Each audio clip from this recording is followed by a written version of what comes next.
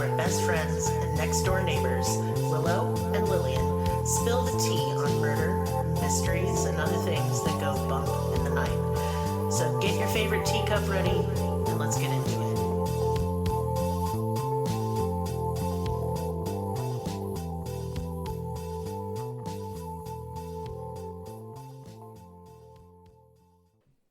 Welcome to Cruelty Podcast. This is Lillian, and with me is Willow. Hello. Hello. Hi. Things are Thingin'. things. They're better, I They're think. thingin'. They're not on fire. Thingin' things. Things be thingin'. And that's fine. That's what we expect them to do. I hope y'all are doing okay and enjoying your life and not having a mental breakdown.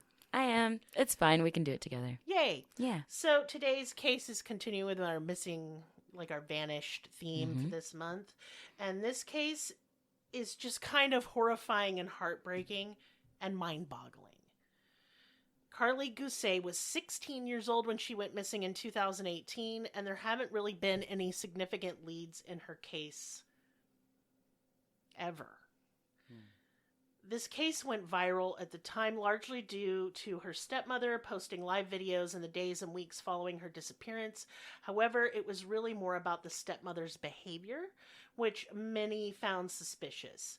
While I will delve into a couple theories, I just do want to keep the focus on Karlie. Trigger warnings and content warnings for this episode are drug use and mental health issues.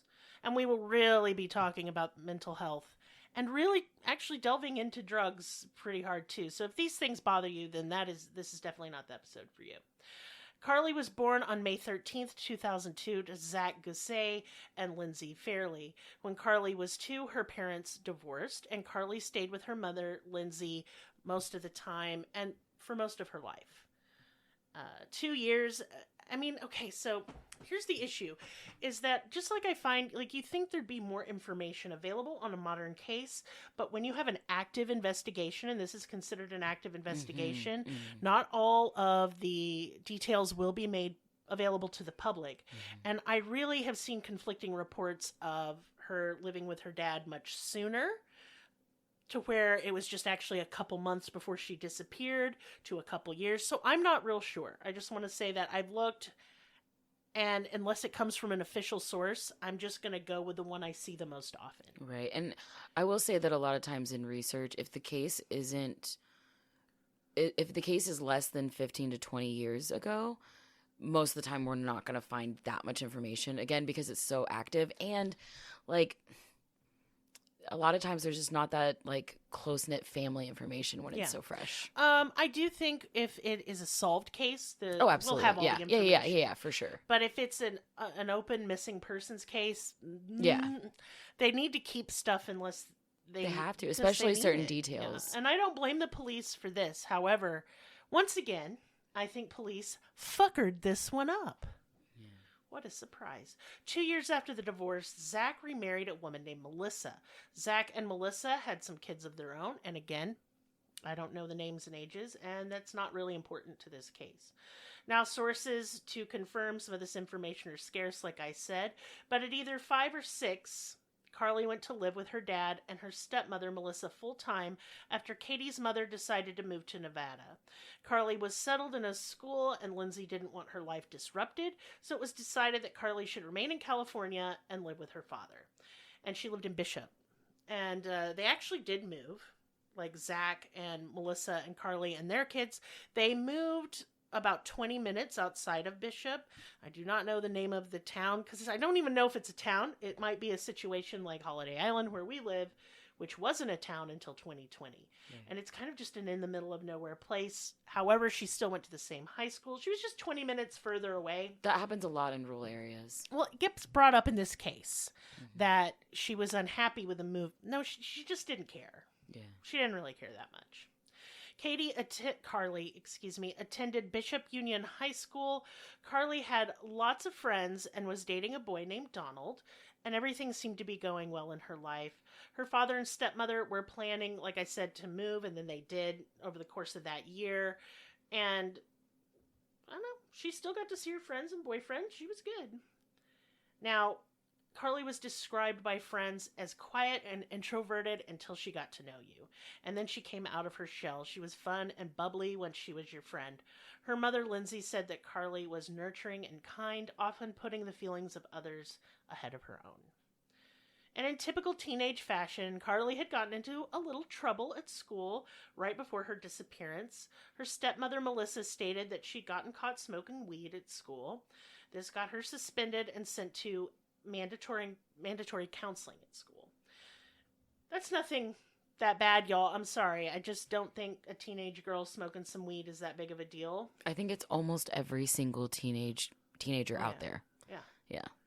Now, I have goody two-shoes wiener kids. My kid is currently in trouble for smoking weed at school. Well, having it on him. And I was the same way. I was in the smoking section at school all the time. Yeah. Like, you know. Yeah.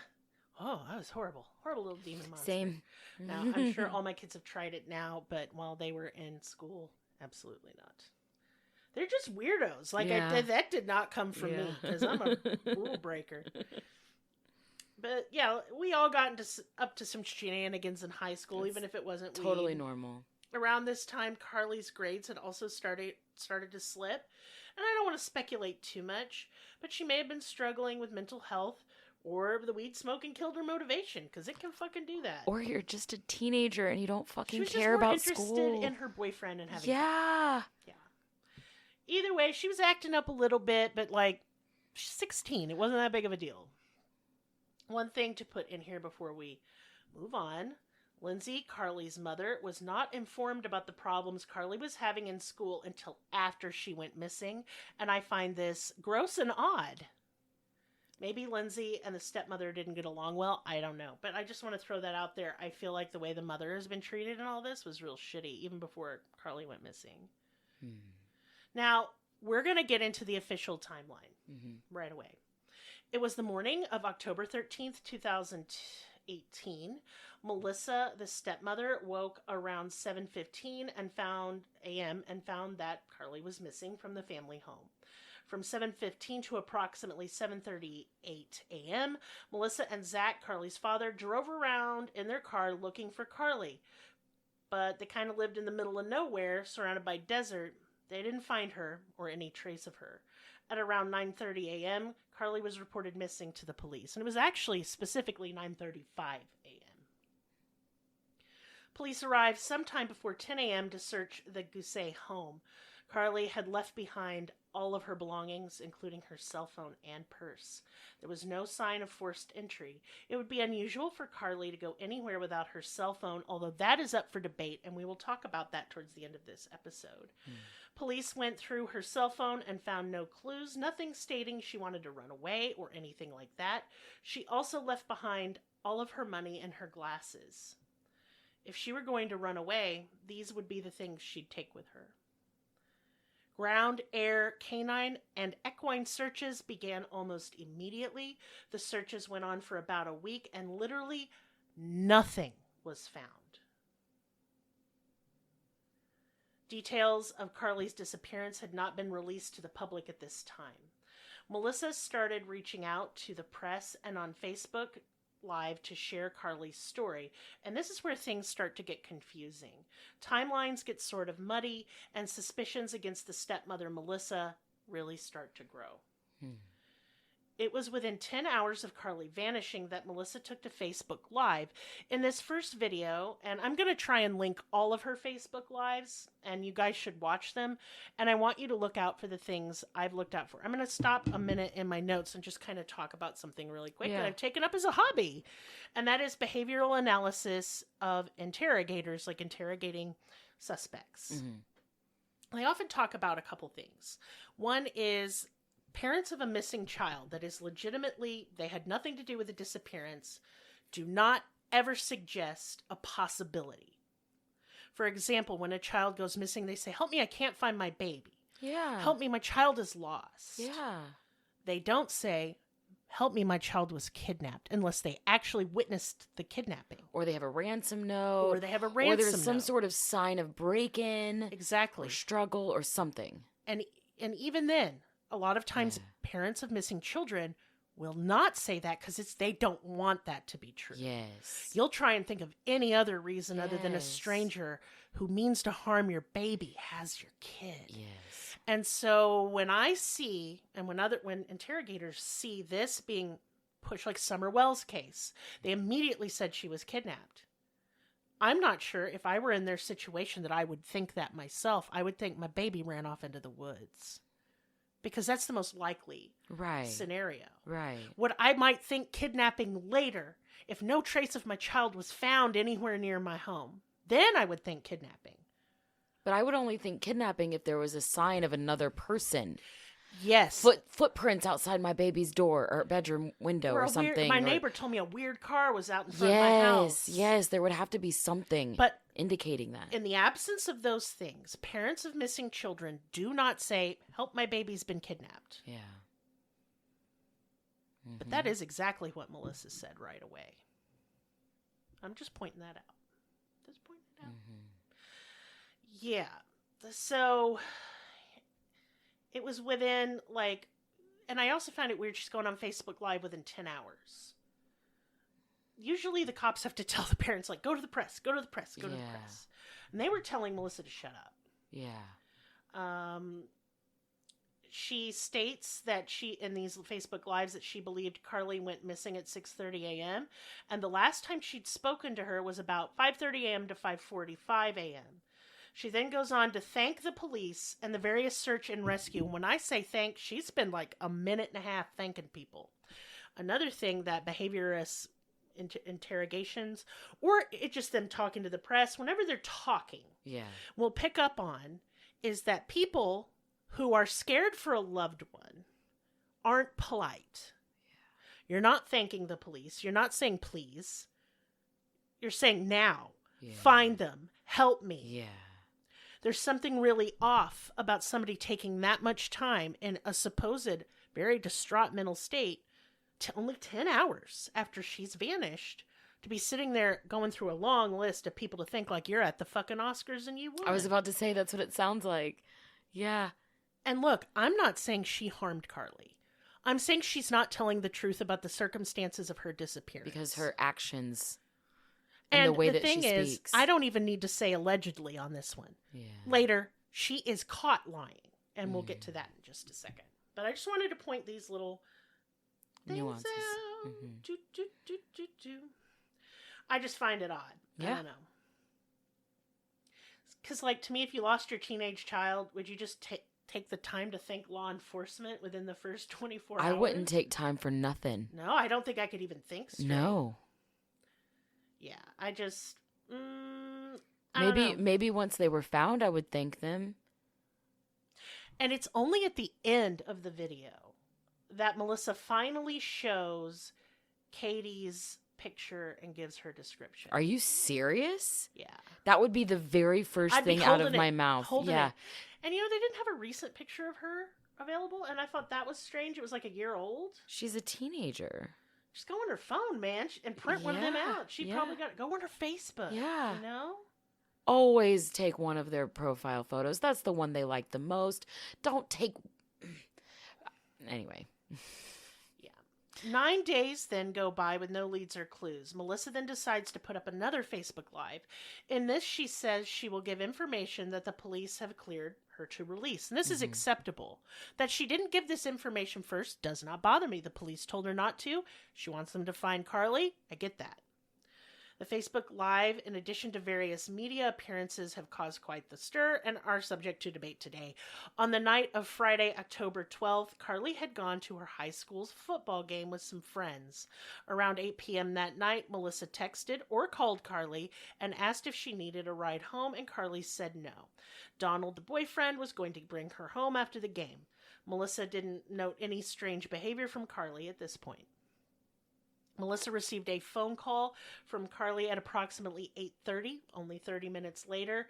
She was very upset, clearly distressed, and even scared. Now, there are several versions of this phone call floating around. Melissa has changed a few details here and there, but I will try to piece together what happened past this point. What actually happened or what she said? What I believe happened. Okay, gotcha. And in addition to what because since there's so many different versions of this, I just picked the one that seemed the most logical. Yeah. Melissa said that Karlie sounded upset and wanted Melissa to come get her right away. Karlie wasn't at the high school, but at the Highlands RV park. Karlie seemed scared. Other versions say that during this phone call, Karlie was running down a dark street about a mile away from Highland RV Park. Melissa then said she immediately drove to the Highland RV Park to pick up Karlie, but when she arrived, Karlie was nowhere to be found. Either Melissa asked some friends of Karlie's who were still there, or Karlie really did tell her that she was on Dixon Lane. This would have been that dark road she was running down. Regardless of the exact order of events, Melissa drove to Dixon Lane to find Karlie. So, to me, all that says, it's pretty simple.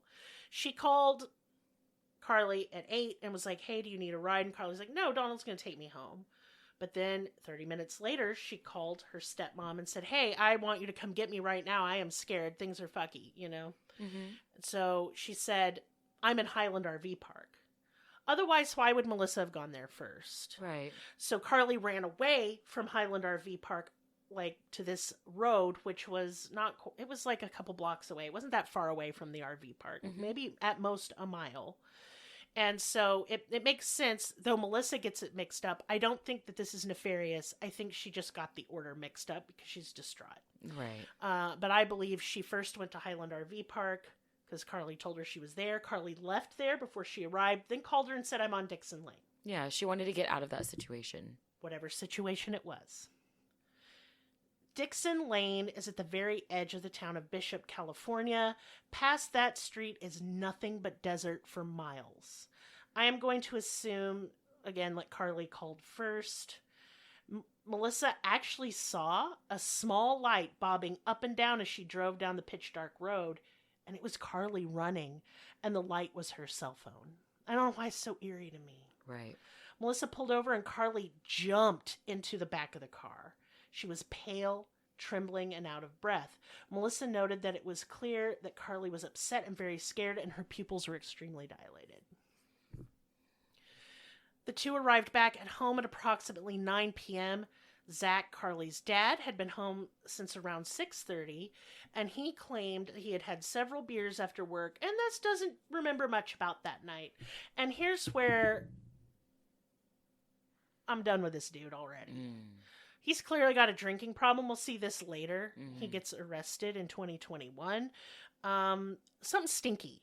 I believe something stinky happened right around this time when they got home.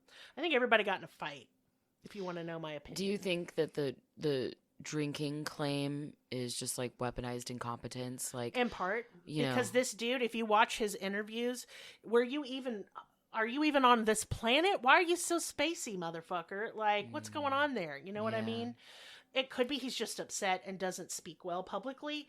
It could be that he honestly just doesn't remember because he was a bit drunk.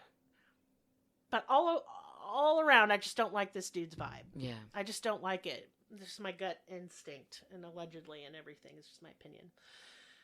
Either once they got home or on the drive to the house, Melissa stated that Karlie told her she hadn't really gone to the football game and had gone to hang out and smoke weed with friends. Melissa assumed her odd behavior was just a bad reaction to the weed. Now, I see a lot of debate around this particular point, so I want to talk about it. Yeah. People saying weed can't make you have a psychotic episode. Bullshit. Mm-hmm. Bull fucking shit. Mm-hmm. I have been that high. Mm-hmm.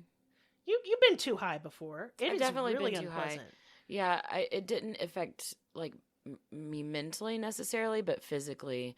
Like whenever I eat edibles, I'll get like shaky. I do get shaky. I feel like I'm cold, but I'm not really. Yeah.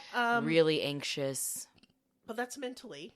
Oh yeah, but it makes a lot of people look.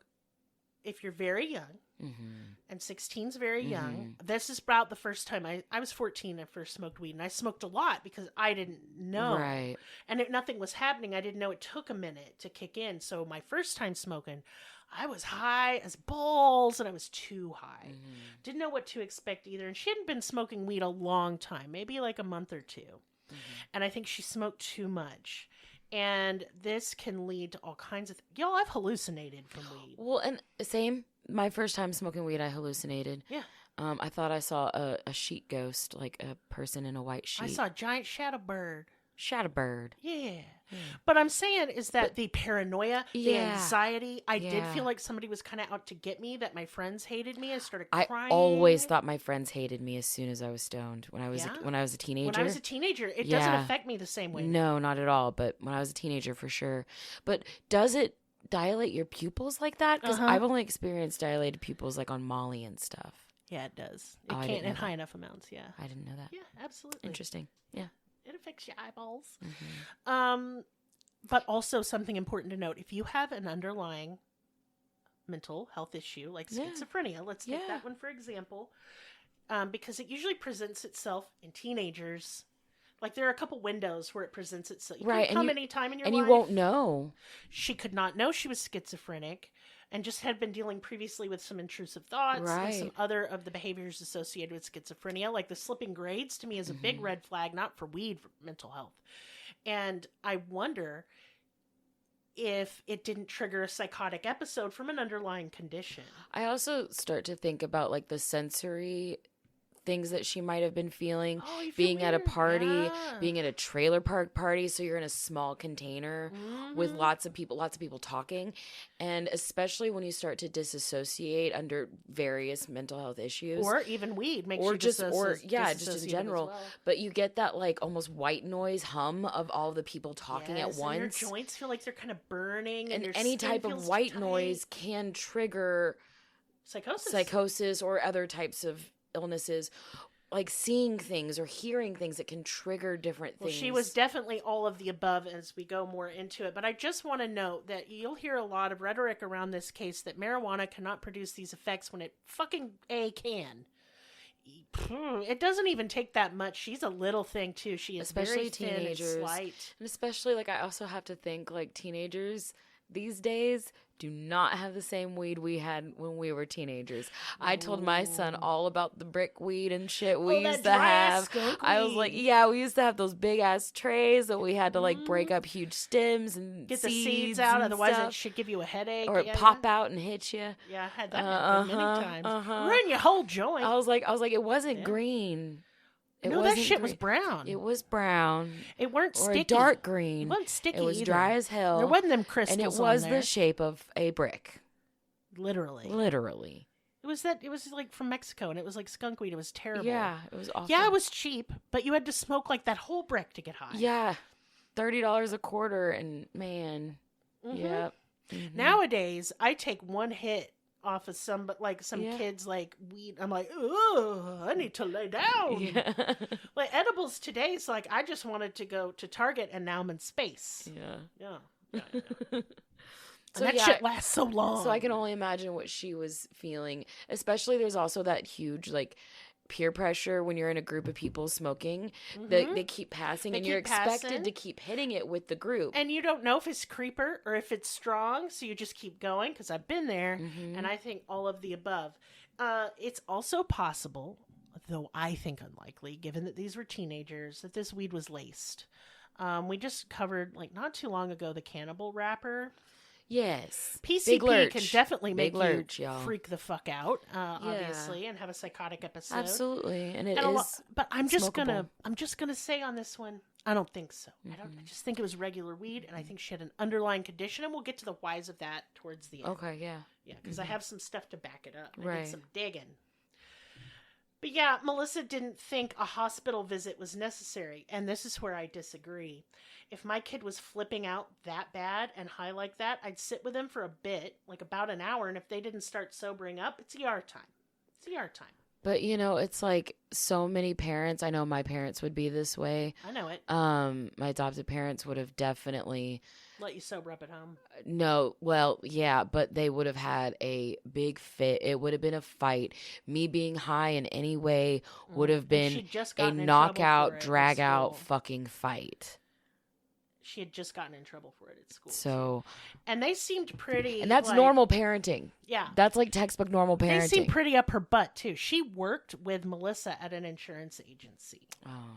So I don't know if they were close or if they were forced close. You know what I'm saying? So I mean, all the family pictures look like they just loved each other, but there is just something cold about the way Melissa acts that just doesn't vibe with me. Mm-hmm. And again, this is all alleged and my opinion, okay? Right. And as always, I say in these cases, especially where the families are active on social media still, don't you do it.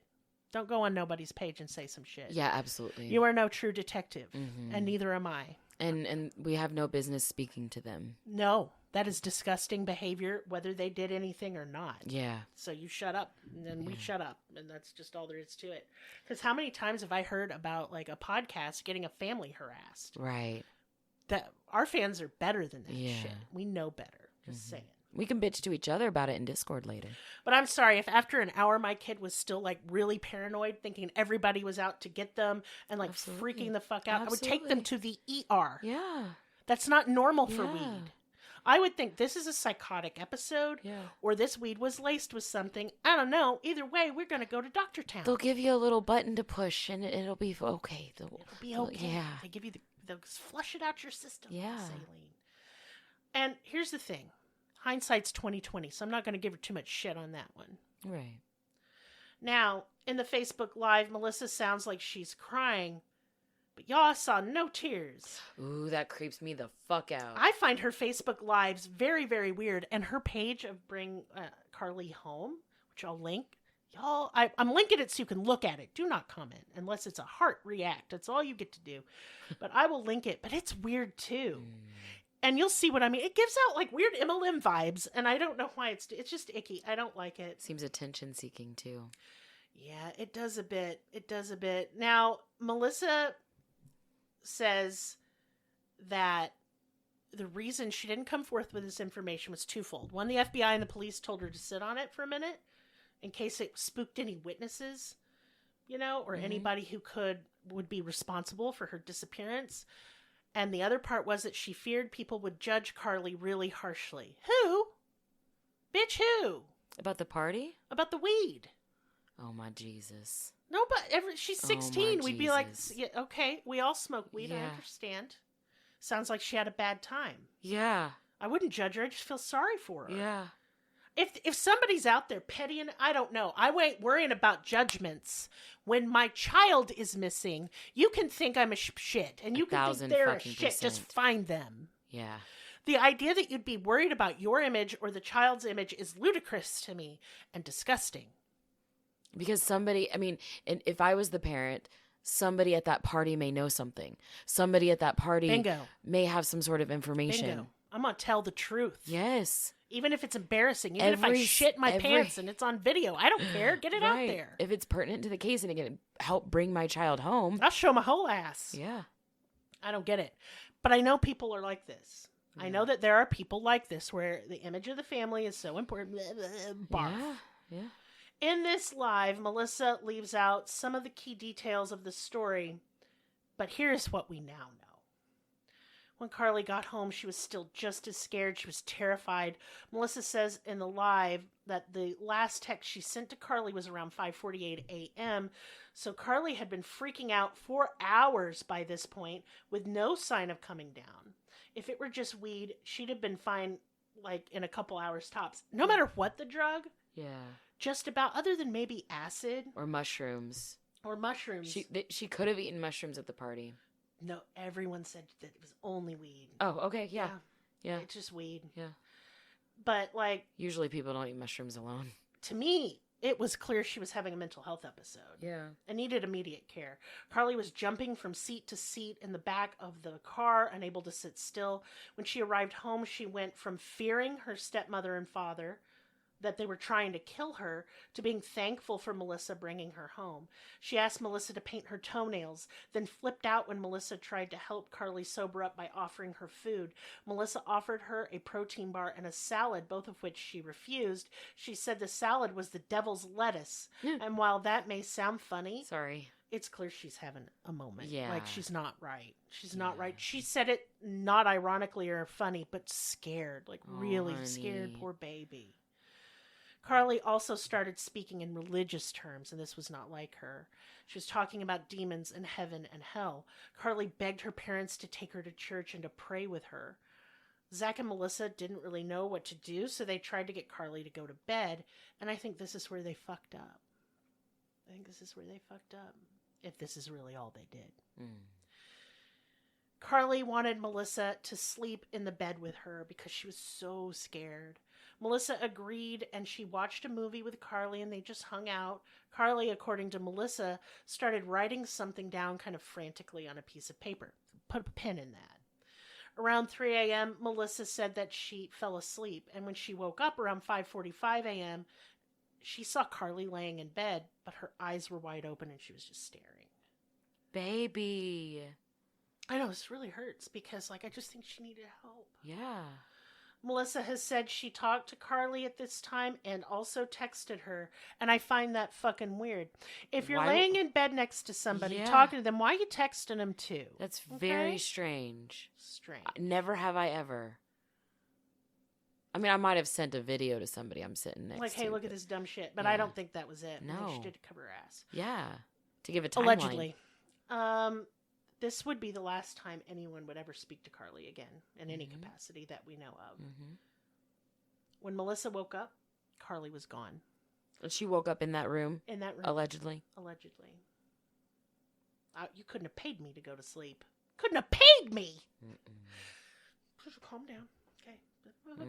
Now, you guys can see I've been hard on Melissa in particular in this episode, and the reason for my stanky attitude is the Dateline interview that Melissa gave shortly after Karlie's disappearance. She completely changed her story on that interview, and you can't find it anywhere now. Oh. In fact, I haven't seen it, but I know about it because I watched the Dr. Phil episode that you can still watch with the parents, including Lindsay, Karlie's mom, Melissa, and Zach, in which he asks her straight up, why'd you change your story? I don't like a Dr. Philip. I think he's a piece of shit. A Dr. Philip? I call him a Dr. Philip.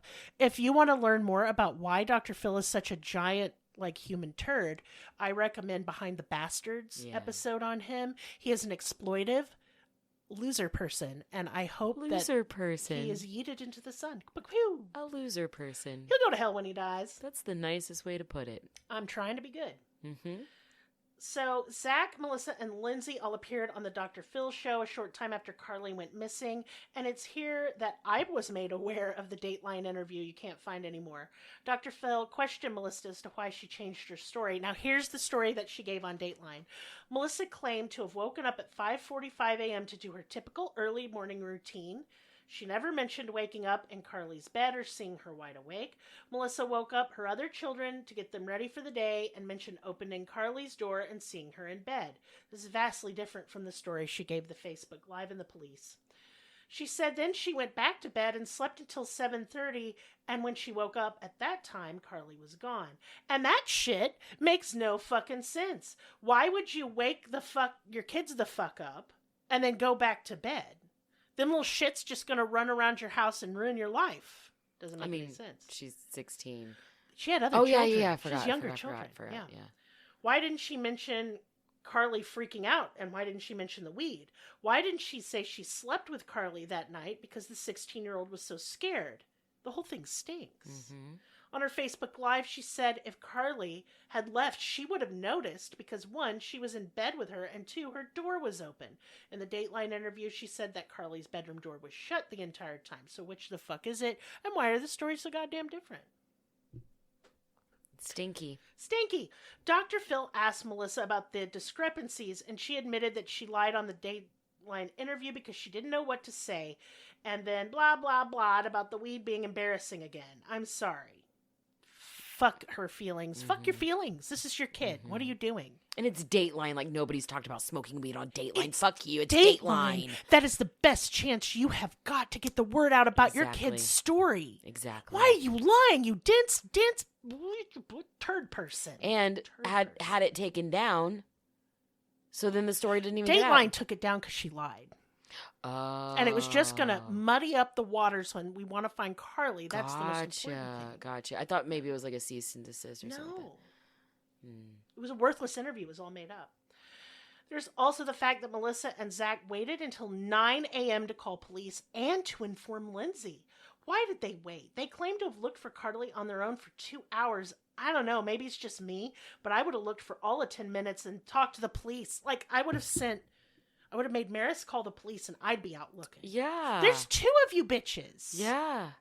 You're not making any sense. Also, why wasn't the mother called immediately? I'd be on the phone to Mama ASAP. Yeah. Like, as soon as I caught my breath, I would be like, she ain't here. I don't know where she is. We looking. We're going to call. And in fact, Lindsay had to tell Zach, her ex-husband, to call police. This is bad radio. I'm sorry. My mouth was Her mouth was hanging open like she's trying to catch flies. Yeah. Holy Why? fuck. Fucking case infuriates me. So now I will share some facts about this case and some witness accounts of Katie on October 13th. And we're just going to go. A guy chopping wood in the morning apparently saw her walking behind a barbed wire fence.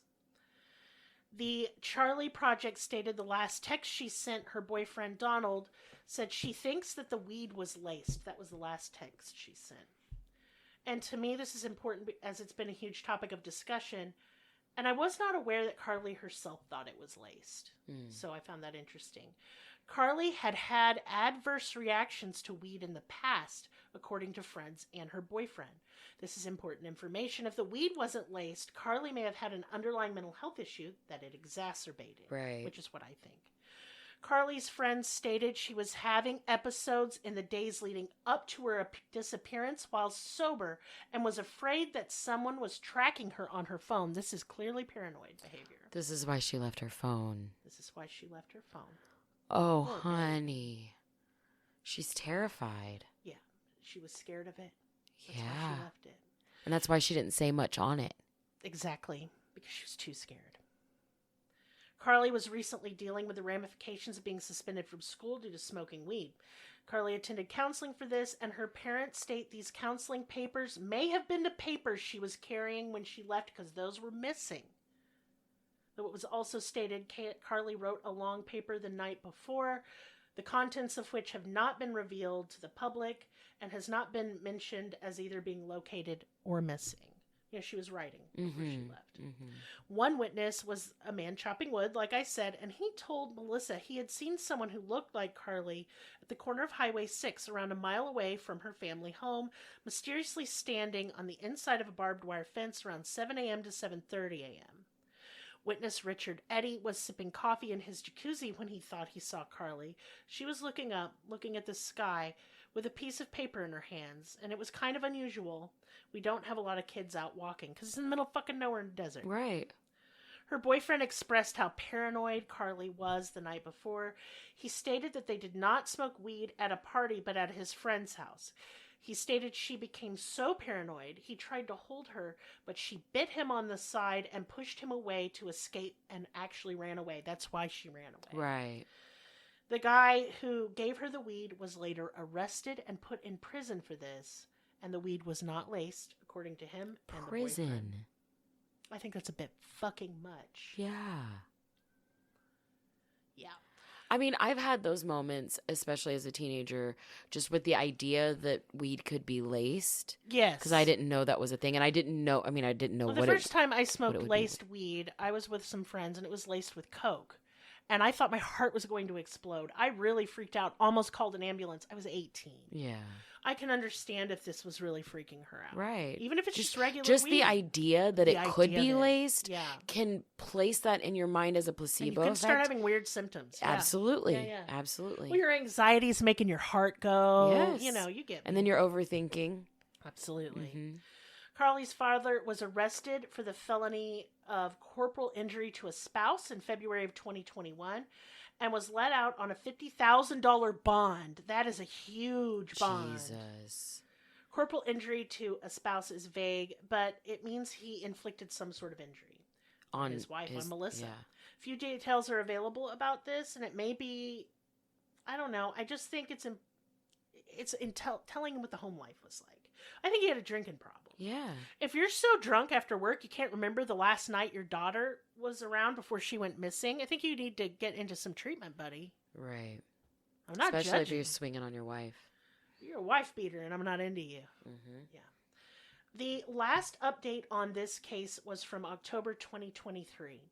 An anonymous, at least to the public anyway, witness came forward to police saying they saw Karlie at a party 100 miles away in New Mexico shortly after she disappeared, and there is also a vehicle in police possession that they are investigating in relation to this case. So what are the theories? Well, there's a few.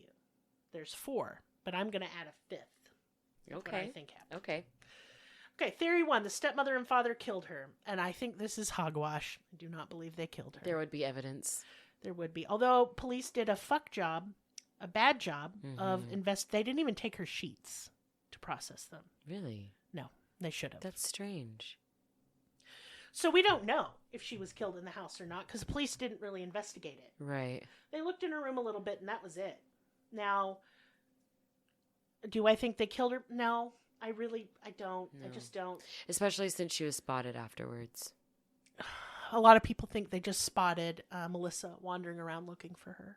Oh. Because they looked similar, even though they weren't related. They were both slim, small, and from a brown distance. Hair. And from a distance, she could look like a girl, young girl. Mm-hmm. I didn't think about that. I don't know. Okay. Theory number 2, Karlie OD'd at home and the stepmother and father disposed of her body. Maybe. Don't think so.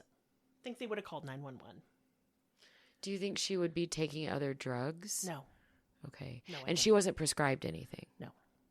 Okay. That we know of. Okay. Because as a teenager, I was on various types of SSRIs, and I remember overdosing on purpose and having these types of delusions and anxiety and thinking that like demons were after me and stuff. Now, we don't know. This is all the available information. Right. I mean, kids have a lot of pills. Like, you can get pills very easily as a child. A lot of people said OD'd or, self-harmed. Yeah. I don't think so. Yeah. I just don't. That was not her delusion. Wasn't hurting herself. She wanted to get away from people she thought was going to hurt her. She was scared. Theory 3. Karlie wandered out of the house and was kidnapped. Absolutely don't think so. No. There's nobody there around there. It'd be the same if I wandered outside of my house. Ain't nobody going to kidnap me out here. I can promise you that. I would think I'd get eaten by a mountain lion before I get kidnapped.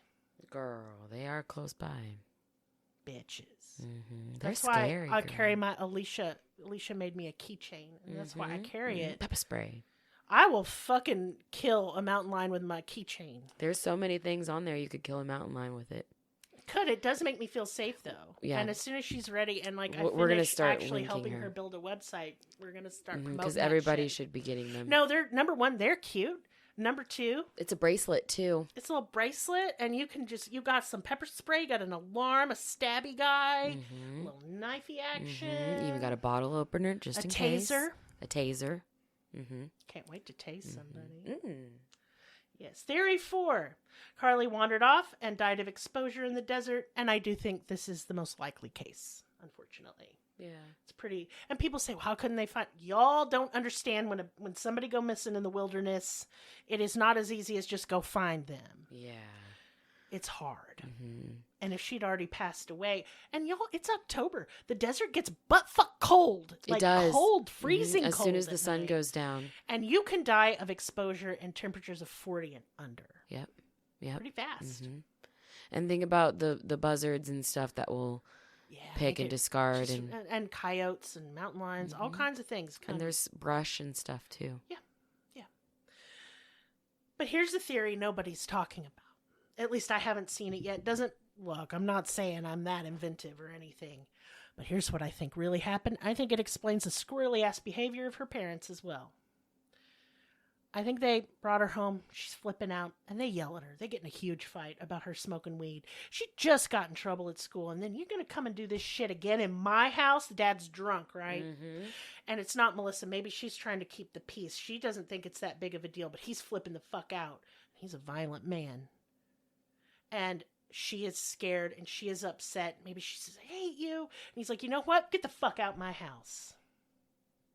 Or... I mean, maybe it didn't even go that far because the boyfriend was just trying to hold her and calm her down, and she ran away. No. Yeah, I'm saying she could have run out. She could have run out, or he could have kicked her out. They kicked her out the house. Say, let her spend the night outside. That'll show her. How many times have parents done that? Because that was a really big thing with my parents' generation and your parents' generation. Lock the door. If they catch you sneaking out, lock the door. They don't let you back in. You have to sleep on the porch. You'll probably say you can sleep in the garage or you can sleep on the porch. Yeah. But how many times has that happened and then something bad happened to their kid? That's why it's not done anymore. Yeah. Because it's a stupid idea. It is very stupid. It doesn't teach them it's anything. negligence at best and it's abuse at worst. Yeah. Don't do that. Yeah. Then, hey, I get it. You feel desperate to control your kid's behavior, but you just got to buckle down and realize you can't control shit. And instead of trying to control things that you don't like, get them help when they're clearly crying out. Mm-hmm. And I think that's and what love happened. Them. And I think that's why they lied about it. Yeah. Because they feel responsible for that shit. That's why anybody lies about something. Yep, but they'll tell the truth in the midst of these lies. Mm-hmm. So I think they did chill for a while. I think they tried to get her to watch a movie, but I think the part where they tried to get her to go to sleep is bullshit. I think they had a big fight, and I think she either ran away, like just dashed out the house, and they were like, yeah, let her fucking run off for a minute, you know? Yeah. Or they said, get the fuck out. Mm-hmm. Don't come home until you're sober. Mm-hmm. And she's like, I'm going to get my phone. And they said, no, we pay for that phone. See, because that happened to my oldest, actually. Right. Yeah. So they came to live with me full time. Right. I remember that night. Got in a fight with their dad, and the dad kicked Will out with no shoes and no phone. I was here. I was over here just hanging out that night. That's against the law. That was terrifying. That's child endangerment. Yes. And abandonment. Yes. And you can go to jail. And so they were so worried about her smoking weed. They weren't worried about that. They were worried about the abandonment and the shit that they could have caught. Yep. The charges they could have caught for negligence. Yep. That's exact. I think that makes the most sense. I do think she died of exposure. I don't think she met with foul play, though it is possible. There's no way for me to know. But with the information that we have available, that is my hypothesis. And until I hear different, that's what I'm sticking with. But I want to know what you guys think. Yeah. I want you to get on Discord. Please come talk to me about this case. It is eating holes in my brain. Yeah. I need to talk about it some more. There are a few cases we cover where I'm just not done with it after I've done the research and recorded the episode. Mm-hmm. That I need to talk it out. Yeah, for sure. She was such a precious kid. And it breaks my heart. And this is why... I'm such a staunch proponent of gentle parenting. Yeah. I do not believe in punishing children, and I get people give me shit for this. I don't give a fuck. Are all three of your kids great? Huh? Mine are. Just saying. Mm-hmm. No, but gentle parenting, no, none of this punishment shit. Yeah. You ask a child, hey, that was an expectation that we had agreed upon. Why can't you reach it? What is preventing you from reach my expectations? How can I help you get there? Do we need to adjust these expectations? What do you need from me? Right. You are in service to that child until they are grown.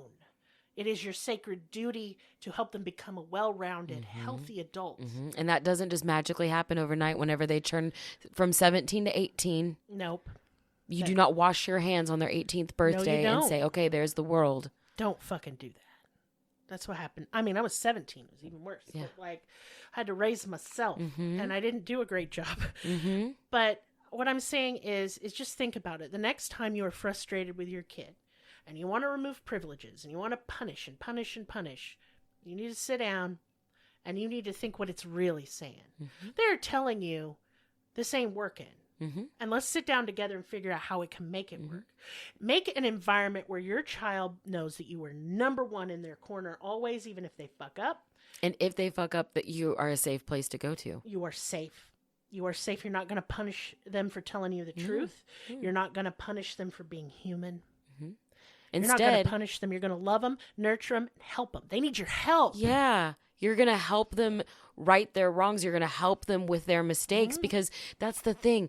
If you don't make mistakes, you don't learn. And we need to encourage let me ask the ability you this. to revise your mistakes. As an adult, make a mistake. Somebody come up to you and smack you? No. Yell in your face? You make them eat their teeth. Fuck that shit. Yeah. So this is not how we treat children. We treat children better than we treat strangers. And I'm not saying baby them. That's not what I'm saying. Mm-mm. But do you learn well when someone's screaming in your face? Mm-mm. Do you learn well when someone takes away all your coping mechanisms? Right. No, you don't. Right. You don't even know all the things they're going through because you have made an environment where they cannot tell you. Mm-hmm. And even if you've made an environment where they can tell you, sometimes they can't tell you. They're embarrassed. They're scared. Or they just don't want to talk about it right now. Yeah, they're people. Yeah. They're their own person. They're processing. So, and hey, I'm not, if you have punished your child, look, I used to spank my kids. I did before I learned that that was abuse, and I quit. And I'm not saying gentle parenting is even for you, but I think gentle parenting would have saved this child's life. 1,000%. And that's all I'm interested in. I want kids to grow up to be healthy and happy. I feel so sorry for her mother. Like, I don't know what kind of person she was or is, but still. Yeah. Like, just not knowing where your kid is and not knowing what can't happened the imagine. night before. Not really understanding what my child went through the moments before she disappeared. And somebody else does, and somebody else was there, and they're not giving the information as to what really happened. It's just a mess. Okay. And before we go, I'm going to see if I can find a link where we can donate some stuff. But recently, I was actually raised in Owasso, Oklahoma, before my family moved to Broken Arrow, Oklahoma, and then to Tulsa. And so that is my hometown. And in my hometown, a non-binary 16-year-old named I'm sorry, I'm going to cry because it sucks. Named Next Benedict was beaten to death at school. Baby. And the school did not call an ambulance, and Next died the next day. Are you fucking kidding me? Yes, and this is directly a result of all the anti-trans legislation that's going on right now. So if we can't... Didn't call no an ambulance? No. As you know, I have a non-binary kid who I love more than anything. And this child was artistic and gentle and loved animals. And I would like us to do something as a community if we can. Please go vote and vote blue. Even if you think Biden is a baby sniffing peepaw, I get it. I agree. Same. But we got to protect our kids. Yeah. This should never have happened. The kids who did this, they were older, need to go to prison. Yeah. The school administration that allowed this child to suffer without going to the hospital needs to go to prison. And this needs to not happen anymore. It's fucking disgusting. It is vile. And I can't imagine the parents' pain. They love their kid. Didn't. And Next should be try. here. Next should be here. God damn it. 16 years old. Beautiful baby. I know. I saw the post. I saw their picture, and I didn't even read what happened because I knew the end result, and I'm glad I heard this information coming from you instead of reading it myself. Yeah, I try. Like y'all, I don't share all the horrific, murders of trans and non-binary and gender fluid people because it would get depressing, but it's every day. But this one hit close to home, and I just looked at this child and I saw my child in that child. Mm-hmm. And it wounded me very badly. So if we can donate, I'm going to be donating 10% of my bonus that I got from work to either Nexus Family or to some, LGBTQIA youth programs. Mm-hmm. I will put some links in the comment. Let's do something. Yeah. Let's do the little good that we can. And if you have a child that is gender questioning, gender fluid, trans, non-binary, or if they're gay, or if they're pan, or if they're bi, or whatever, you kiss them and you love them extra hard today. Yeah. Please. Yeah. They need you to keep them safe. Because all of the other kids and all the other school districts that are like-minded with those bullies are going to have that ammunition now. They emboldened now because the police are trying to say that the beating didn't cause Nex's death. Are you fucking kidding And me? I'm going to be fair. I don't know all the details. There may have been some self-harm involved. I'm not sure. But still. The bullying still resulted in death. Yeah. They beat that child's head against the floor. And I'm pretty sure that self-harm wasn't involved. But I'm just putting out there are many different sides, and I don't want to put out false information. We don't have, medical records or anything. No, we don't. But this should not have happened regardless. So let's do some good if we can. And you please share this child's story, because this child should still be here. Yeah. That's all. And I just think of how many beautiful, talented, brilliant, sweet people we've lost to this senseless hatred, ignorance, and violence. And it makes me sick. Because, hey, it's a big queer family over here. Hell yeah. And I look at these gay people, as hell. And they're the best people I know. Mm-hmm. The best. They saved my life. And I can't imagine a world without them in it. So they should live in a world where they get to be free to be themselves because they ain't hurting nobody. It shouldn't take this much strength to just be yourself. But it shouldn't be the thing that people look at you and be like, wow, you're so admirable for being authentically you. I don't want to hear that I'm inspiring one more time, and just my husband really doesn't want to hear it. It's stupid. I mean, it's not stupid, but you know what I mean? It's not a poster, it's not fair. It's a person. It's not fair that people who are societally normal don't have to strive for their authenticity, but those that break the mold have to really work hard just to be authentically themselves. That's fucking disgusting. Alone, just doing that alone without all the hate and bigotry and mean-ass comments all the time and danger, just all the pain that my husband had to endure to be more himself. I sat there with him and went through all of it, and it was horrible. The loss of family, but you add and friends. You add literally like the fear of death every time you step outside or go to a big city or go places, you know? Yeah. Like my kid, I just want to keep them in the house all the time. I know. Because if anybody hurt... They traveled once and we were all on the edge of our seat the entire time. They're doing it again. They're going back to visit and I can't clip their little wings, but I just get so scared. And I don't know, y'all. I just love your queers. And don't kill them anymore. Love your queers. Yeah, love them. Wholeheartedly. They need it. Mm-hmm. So, and if you're queer and you're listening to me right now, I love the shit out of you. Love you. I'm proud of you. Yeah. And we'll get through this somehow. Yeah. Let's not lose any more this year. I can't bear it. I can't. Okay, business time. Join our Patreon. Join our Discord. Buy our merch. And if you're listening on YouTube, please give me a thumbs up, a like, and a subscribe, and leave a comment, even if it's just like, Lillian, you're annoying. I mean, I'll delete the comment, but it does help me in the algorithm. Boost the comment with some love for Give Nex. Me some love. Yeah, let us all put some love for Nex in the comments, please. Let everybody see it, because people want to know who that is. Then they will Google, and then we have educated, and that is important. Exactly. Because it is. So I love you guys. If all you can do to support this podcast is listen, thank you. It's for you. And we'll see you next time.